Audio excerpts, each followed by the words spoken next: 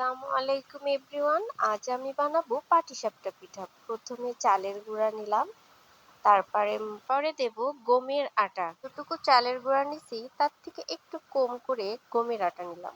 এরপর দেব গুঁড়া দুধ 2 চামচ, তারপর দিয়ে দেব স্বাদ মতো লবণ। তারপর এটাকে ভালো করে মিক্সড করে নেব।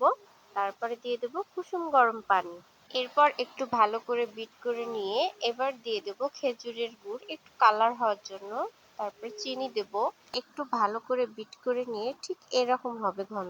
এরপর এটা থুয়ে দেবো। এবার আমি চলে যাব খিরসা বানানোর জন্য। পাটিসাপটার ভিতরে যে খিরসা বা পুরটা দেয় সেটা বানানোর জন্য প্রথমে আমি দুধটাকে ভালো করে ফুটিয়ে নেব।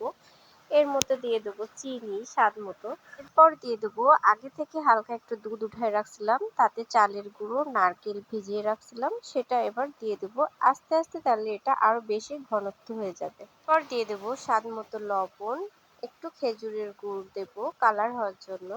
এবার ঠিক এইভাবে নাড়তে থাকবো যাতে তলায় না লেগে যায়। ঠিক এরকম একটা খিরসা বা পুর বানিয়ে ফেললাম। আমার আগে থেকে গুলিয়ে রাখা যে আটাটা সেটা দিয়ে এবার আমি এইভাবে তারপরে দিয়ে আমি গোল করে নিয়ে এর মধ্যে দিয়ে দিলাম খিরসা বা পুর।